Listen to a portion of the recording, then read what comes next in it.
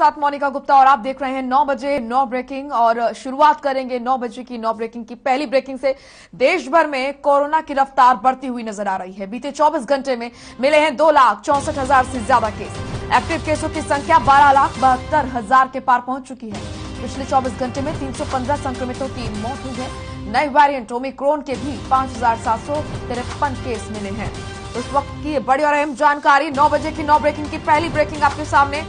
देश भर में कोरोना की रफ्तार डराने वाली है।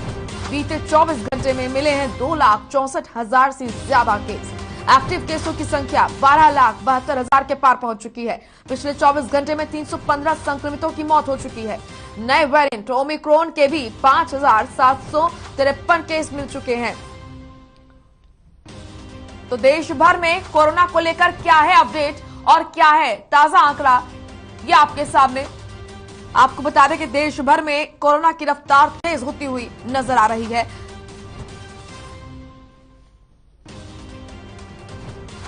चलिए अब रुक करेंगे दूसरी ब्रेकिंग का। हरियाणा में लगातार बढ़ रहा है कोरोना संक्रमितों का आंकड़ा। आपको बता दें बीते 24 घंटे में 8,841 नए संक्रमित मिले हैं। 24 घंटे में 6 संक्रमितों की मौत भी हुई है। कोरोना के एक्टिव केसों की अगर बात की जाए तो यहां पर आपको बता दें कि कोरोना के एक्टिव केसों की संख्या 41,420 तक पहुंच चुकी है। तो ये बड़ी जानकारी आपके सामने। आपको बता दें कि 9 बजे की 9 ब्रेकिंग की ये दूसरी ब्रेकिंग आपके सामने। हरियाणा में लगातार कोरोना संक्रमितों का आंकड़ा बढ़ता हुआ नजर आ रहा है। बीते 24 घंटे में 8,841 नए संक्रमित मिले हैं। 24 घंटे में 6 संक्रमितों की मौत भी हुई है। कोरोना के एक्टिव केसों की संख्या 41,420 के पार पहुंच चुकी है। सबसे ज्यादा 3,897 नए संक्रमित गुरुग्राम से मिले हैं। यानी कि गुरुग्राम में सबसे ज्यादा कोरोना के मामले सामने आ रहे हैं। और अगर यही स्थिति रही तो आगे चलकर भयावह स्थिति पैदा हो सकती है। बहुत जरूरी है कि आप समझ जाएं और स्वच्छता सतर्कता बरतें, क्योंकि कोरोना एप्रोप्रिएट बिहेवियर ही आगे चलकर इस संक्रमण से बचा सकता है। 9 बजे की 9 ब्रेकिंग की दूसरी ब्रेकिंग आपके सामने। हरियाणा में लगातार बढ़ रहा है कोरोना संक्रमितों का आंकड़ा। बीते 24 घंटे में मिले हैं 2,64,000 संक्रमित। 24 घंटे में 6 संक्रमितों की मौत हुई है। कोरोना के एक्टिव केसों की संख्या 41,420 के पार पहुंच चुका है। और सबसे ज्यादा 3,897 नए संक्रमित गुरुग्राम से मिले हैं। तो हरियाणा प्रदेश में कोरोना को लेकर क्या है अपडेट, क्या है ताजा स्थिति, ये जानकारी आपके सामने। 9 बजे की 9 ब्रेकिंग की दूसरी ब्रेकिंग आपके सामने। हरियाणा प्रदेश में लगातार कोरोना के मामले बढ़ते हुए नजर आ रहे हैं और स्थिति भयावह होती हुई नजर आ रही है। चलिए अब रुक करेंगे तीसरी ब्रेकिंग का। हरियाणा में लगातार कोरोना संक्रमितों की संख्या बढ़ रही है। गुरुग्राम में 3,897 नए केस सामने आए हैं। फरीदाबाद में 1,106 कोरोना संक्रमित मिले हैं। वहीं करनाल में 607 नए कोरोना संक्रमित मिले हैं। सोनीपत में कोरोना के 512 नए मरीज मिले। अंबाला में कोरोना के 508 नए मरीज मिले। पंचकुला में कोरोना के 441 नए मरीज मिले हैं। तो हरियाणा में अलग अलग जिलों में क्या है स्थिति, जहां पर आप रहते हैं वहां की क्या स्थिति है, ताजा आंकड़ा क्या है, ये आपके सामने। 9 बजे की 9 ब्रेकिंग की तीसरी ब्रेकिंग आपके सामने। फरीदाबाद में 1,106 मामले सामने आए हैं। सोनीपत में कोरोना के 512 नए मरीज सामने आए। अंबाला में कोरोना के 508 नए मरीज मिले हैं। 9 बजे की 9 ब्रेकिंग की तीसरी ब्रेकिंग आपके सामने। पंचकुला में 441 मामले। पानीपत में कोरोना के 217 नए मरीज। रोहतक में कोरोना के 204 नए मरीज मिले हैं। करनाल में 607 नए मरीज मिले हैं। वहीं सोनीपत में कोरोना के 512 नए संक्रमित मिले हैं। अंबाला में कोरोना के 508 नए संक्रमित मिले हैं। हरियाणा प्रदेश में अलग अलग जिलों में क्या है स्थिति के सामने, ताजा अपडेट।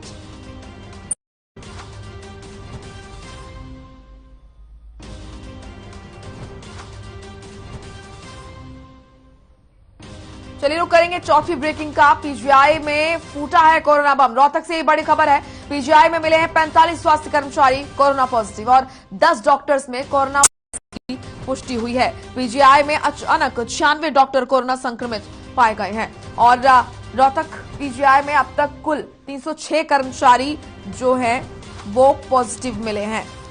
आपको बता दें कि निदेशक डॉक्टर एस लोचब ने लोगों से अपील की है जरूरत पड़ने पर ही घर से बाहर निकलें। तो रोहतक से ये बड़ी खबर, कोरोना के केस तेजी से बढ़ते हुए नजर आ रहे हैं। पीजीआई के 45 स्वास्थ्य कर्मचारी देर रात कोरोना संक्रमित मिले हैं। इनमें से 10 चिकित्सक हैं। अब तक संस्था के 96 चिकित्सक संक्रमित हो चुके हैं और संक्रमित कर्मचारियों की संख्या 306 तक पहुंच चुकी है। निदेशक डॉक्टर एस लोचब ने ऐसे में लोगों से अपील की है कि वो जरूरी काम होने पर ही घर से बाहर निकले और शारीरिक दूरी बनाकर रखे, साथ ही साथ मास्क का इस्तेमाल बहुत जरूरी है।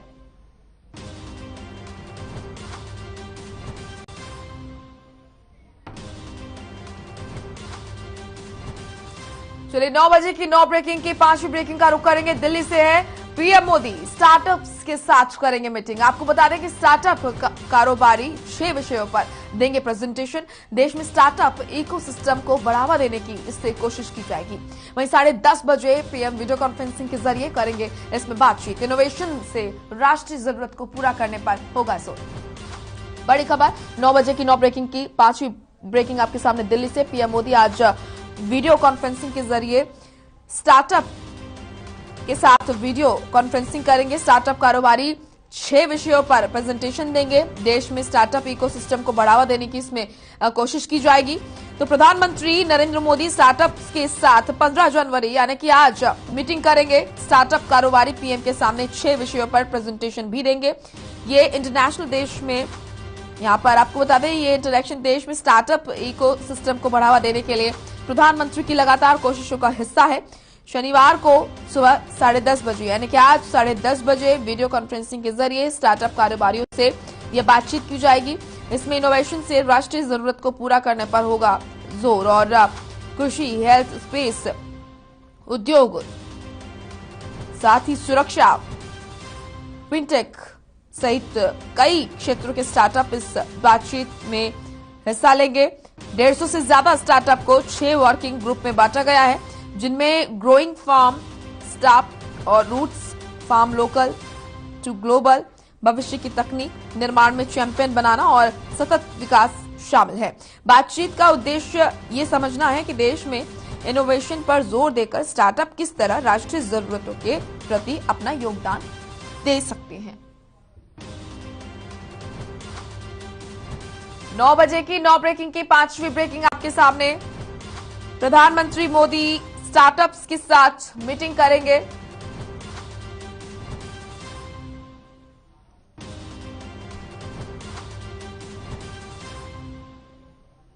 चलिए 6ठी ब्रेकिंग का रुख करेंगे। दिल्ली से है, देश मना रहा है 74वां भारतीय सेना दिवस। भारत का गौरव बढ़ाने वाले जवानों का सम्मान होगा। सभी सेना मुख्यालयों पर होंगे आयोजन। थल सेना की वीरता, शौर्य और कुर्बानियों को किया जाएगा याद।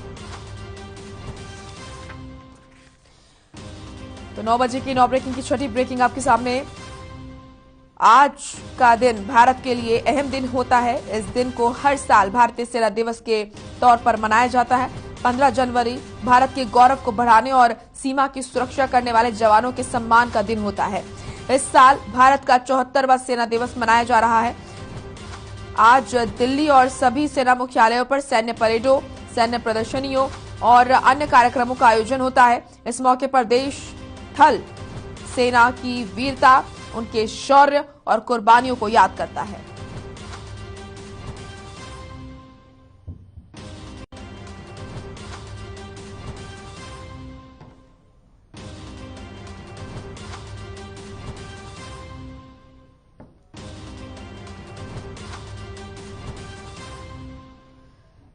नौ बजे की 9 ब्रेकिंग की 6ठी ब्रेकिंग आपके सामने। आज का दिन भारत के लिए अहम दिन है। देश आज 74वां भारतीय सेना दिवस मना रहा है। आपको बता दें कि भारत का गौरव बढ़ाने वाले जवानों का सम्मान होगा। सभी सेना मुख्यालयों पर आयोजन होंगे। थल सेना की वीरता, शौर्य और कुर्बानियों को याद किया जाएगा।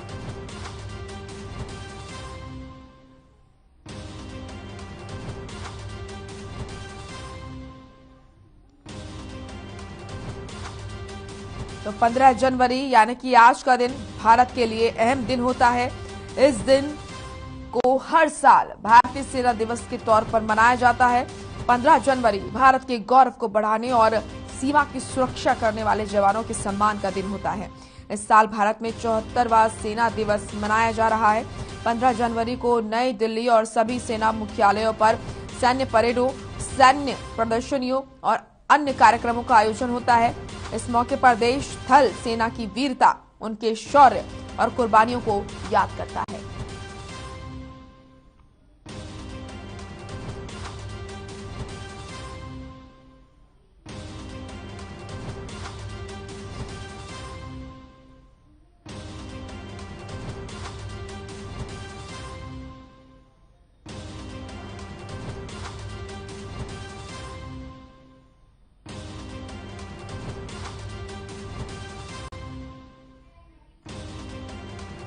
चलिए रुक करेंगे 7वीं ब्रेकिंग का सोनीपत से है, जहां पर संयुक्त किसान मोर्चा की अहम बैठक आज है।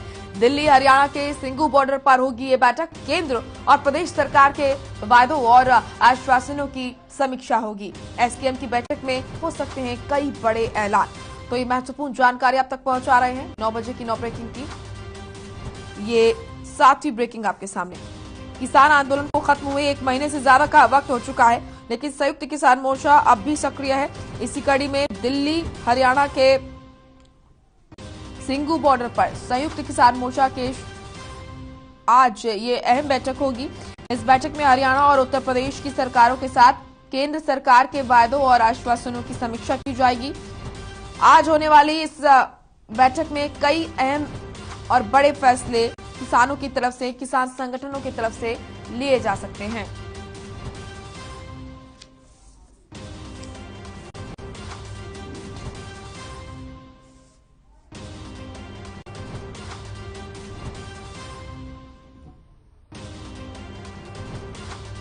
नौ बजे की 9 ब्रेकिंग की 7वीं ब्रेकिंग आपके सामने। संयुक्त किसान मोर्चा की अहम बैठक आज होगी। दिल्ली हरियाणा की सिंगू बॉर्डर पर होगी यह बैठक। आपको बता दें कि केंद्र और प्रदेश सरकार के वायदों और आश्वासनों की समीक्षा इस बैठक में होगी। एसकेएम की इस बैठक में कई बड़े ऐलान हो सकते हैं। किसान आंदोलन को खत्म हुए 1 महीने से ज्यादा का वक्त हो चुका है, लेकिन संयुक्त किसान मोर्चा अब भी सक्रिय है। इसी कड़ी में दिल्ली हरियाणा के सिंगू बॉर्डर पर संयुक्त किसान मोर्चा की शनिवार को अहम बैठक होगी। इस बैठक में हरियाणा और उत्तर प्रदेश की सरकारों के साथ केंद्र सरकार के वादों और आश्वासनों की समीक्षा की जाएगी। शनिवार को होने वाली इस अहम बैठक में कई और बड़े ऐलान हो सकते हैं।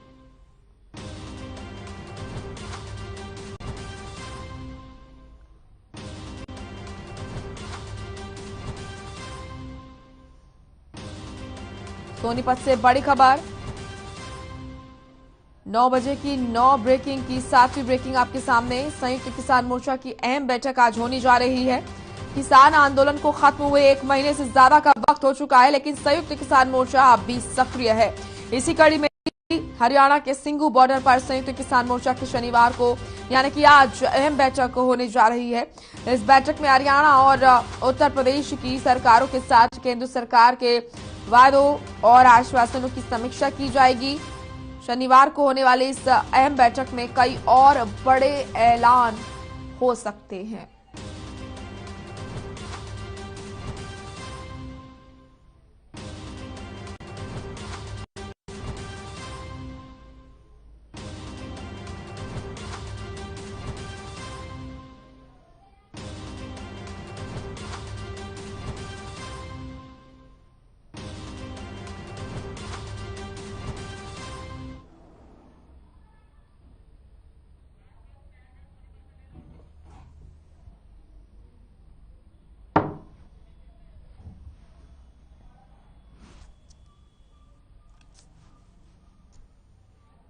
लाजपत हमारे सहयोगी जुड़ चुके हैं सोनीपत से ज्यादा जानकारी के साथ। लाजपत, आज की जो बैठक होने वाली है किसान संगठनों की सिंगू बॉर्डर पर, कितनी महत्वपूर्ण और क्या मायने इस बैठक के निकाले जाए? जी बिल्कुल, आपको बता दूं कि इतिहास का सबसे बड़ा जो आंदोलन है वो सिंगू बॉर्डर पर चला था और जिसका लगातार बैठकों का दौर जारी रहा और काफी बड़ी एक लड़ाई रही और वो 3 कृषि कानून जो देश के प्रधानमंत्री ने वापसी ली है, इसके बाद कहीं ना कहीं किसानों की वापसी बनी और आज फिर से एक बड़ी बैठक है, क्योंकि ये बैठक जो है दिल्ली में होने वाली थी और दिल्ली को लेकर कहीं ना कहीं कोरोना की जो महामारी है वो हाई अलर्ट पर है। तो इसको मद्देनजर रखते हुए जो कैंसिल कर फिर कगारिया जो टाइल है, जहां पर पहले से ही बैठकों का दौर जारी रहता था, आज वहां पर बैठक है। और इस बैठक का अहम जो है वो कहीं ना कहीं यही है कि जो 5 राज्यों में जो चुनाव है उसको लेकर रणनीति बन सकती है, क्योंकि जैसे मंच पर जो है राजनीतिक लोगों को नहीं चढ़ने दिया था, अब जो कहीं ना कहीं जो राजनीतिक लोग हैं वो जो इस आंदोलन में शामिल थे, जो किसान नेता थे, बड़े चेहरे थे, उन्होंने कहीं ना कहीं पार्टी में सहयोग करना शुरू कर दिया है, अपने खुद को जो मजबूत कर चुनाव में उतर चुके हैं। तो इसको लेकर काफी बड़ी चर्चा हो सकती है, क्योंकि जो काफी मुद्दे ऐसे थे जो सरकार के सामने रखे थे, उन पर कितनी सहमति जुटी है, कितनी चर्चा रही है, कितना काम हुआ है, कितनी बाकी बात है, वो सब बात होने वाली है। क्योंकि आपको बता दें कि 3 कृषि कानूनों के वापसी के बाद अब पहली बैठक है और काफी बड़ी बैठक रहने वाली है और काफी इसमें बड़ी चर्चा हो सकती है। और आपको बता दें कि सबसे बड़ा देश का आंदोलन जो है 3 कृषि कानूनों का, वो सिंघू बॉर्डर पर चला था और 3 कृषि कानूनों को वापसी देश के प्रधानमंत्री ने लेना पड़ा और इसको लेकर कहीं ना कहीं किसान वापसी लौटे थे। आज फिर से कोई बड़ी रणनीति बन सकती है, कोई बड़ा फैसला लिया जा सकता है। तो इसको लेकर जो पूरी जो है रणनीति बना चुके हैं किसान नेता जो पहुंचने वाले हैं, और कुछ समय के बाद यहाँ पर किसान नेता पहुंचेंगे और काफी लंबी बैठक होगी। इसमें निर्णय क्या निकल कर आता है ये आने वाला वक्त बताएगा और काफी लंबी चर्चा होगी, जिसमें काफी जो बड़े चेहरे किसान हैं जो वो पहुंचेंगे। और जो इस आंदोलन जो 26 जनवरी के बाद जो वापसी हुआ था और इसको कहीं ना कहीं मजबूत जो बनाने वाले राकेश टिकैत जो चेहरा है इस आंदोलन का सबसे बड़ा चेहरा है, क्योंकि आंदोलन जो शुरू हुआ था उसके बाद उनको मजबूती जो दी थी वो राकेश टिकैत थे, वो भी इस रणनीति में पहुंचेंगे। और उन्होंने कहा है कि जो सभी तरह की जो नीति है वो बनाई जाएंगी, सभी तरह की चर्चा होगी और लंबा आंदोलन जो है वो कहीं ना कहीं। सवाल ये भी खड़ा होता है कि 1 महीने बाद जब ये आंदोलन खत्म हो गया है, लगभग 1 महीना हो चुका है, ऐसे में अब समीक्षा की जरूरत क्यों पड़ रही है? जो आश्वासन सरकार की तरफ से दिया गया है, क्या उस पर विश्वास किसानों को नहीं है?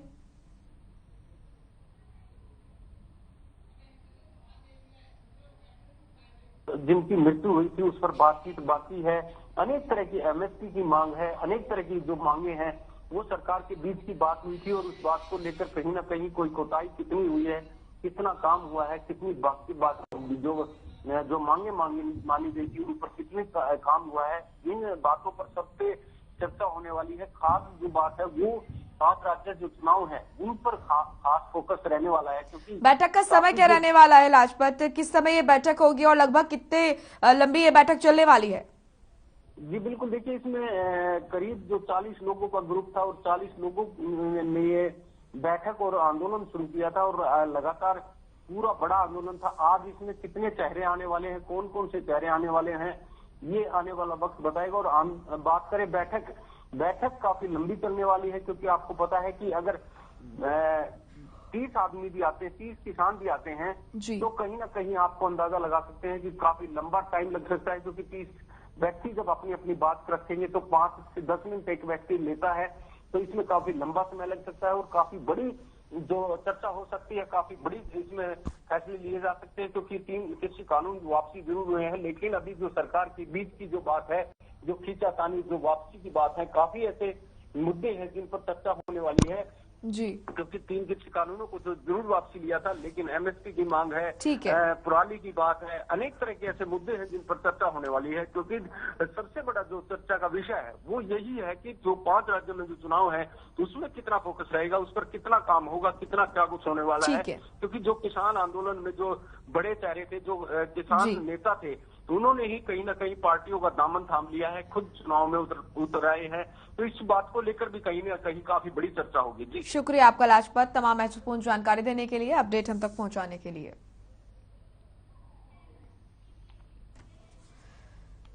चलिए 8वीं ब्रेकिंग का रुख करेंगे, दिल्ली से है। पंजाब नेशनल बैंक आज से बढ़ाएगा सर्विस चार्ज, चालू खाते की क्वार्टरली मिनिमम बैलेंस और रिक्वायरमेंट में भी बदलाव होगा। मिनिमम बैलेंस मेंटेन न करने पर लगने वाला चार्ज भी बढ़ेगा, लॉकर चार्ज और दूसरी सेवाओं पर भी बढ़ेगा सर्विस चार्ज। तो बड़ी खबर, 9 बजे की 9 ब्रेकिंग की 8वीं ब्रेकिंग आपके सामने। पंजाब नेशनल बैंक आज से सर्विस चार्ज बढ़ाएगा। चालू खाते की क्वार्टरली मिनिमम बैलेंस रिक्वायरमेंट में भी बदलाव होगा। मिनिमम बैलेंस मेंटेन न करने पर लगने वाला चार्ज भी बढ़ेगा।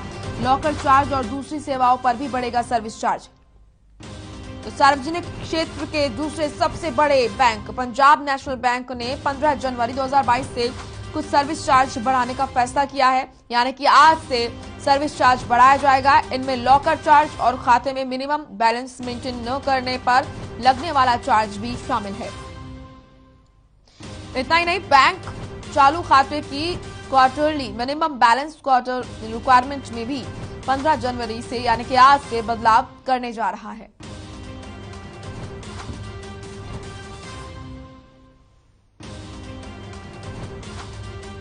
तो पंजाब नेशनल बैंक आज से बढ़ाएगा सर्विस चार्ज।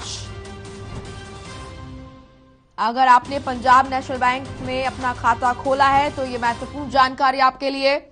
सर्विस चार्ज आज से बढ़ाएगा पंजाब नेशनल बैंक। चालू खाते की क्वार्टरली मिनिमम बैलेंस रिक्वायरमेंट में भी बदलाव होगा।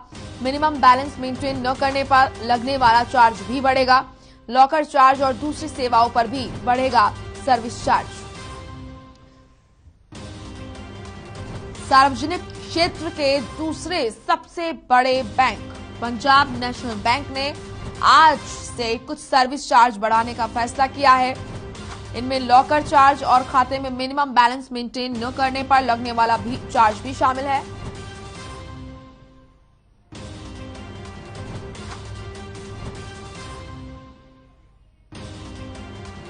चलिए 9 बजे की 9 ब्रेकिंग में 9वीं ब्रेकिंग का रुख करेंगे। देश भर में कोरोना की रफ्तार तेजी से बढ़ रही है और ताजा आंकड़ा डराने वाला है। बीते 24 घंटे में मिले हैं, आपको बता दें, बीते 24 घंटे में जो मामले मिले हैं वो वाकई डराने वाले हैं। 2,64,000 से ज्यादा केस मिले हैं बीते 24 घंटे में। एक्टिव केसों की संख्या 12,72,000 के पार पहुंच चुकी है। पिछले 24 घंटे में 315 संक्रमितों की मौत हो चुकी है। नए वेरिएंट ओमिक्रॉन के भी 5,753 केस सामने आ चुके हैं। 9 बजे की 9 ब्रेकिंग की 9वीं ब्रेकिंग आपके सामने। लगातार देश भर में कोरोना की रफ्तार तेज होती हुई नजर आ रही है और ताजा आंकड़ा आपके सामने है। ताजा आंकड़ा डराने वाला। बहुत जरूरत है कि आप कोरोना एप्रोप्रिएट बिहेवियर जो है उसको जारी रखें, मास्क लगाएं, सैनिटाइजर का इस्तेमाल करें और सतर्कता, स्वच्छता जरूर बरतें, क्योंकि संक्रमण से बचने का अगर कोई इलाज है तो वो एकमात्र इलाज सतर्कता, सावधानी, स्वच्छता ही है। इसीलिए जरूरत पड़ने पर ही घर से बाहर निकले। लगातार हर खबर भी आपसे ये अपील करता है कि आप अपना ख्याल रखें और कोरोना से बचने के लिए 2 गज की दूरी मेंटेन रखें।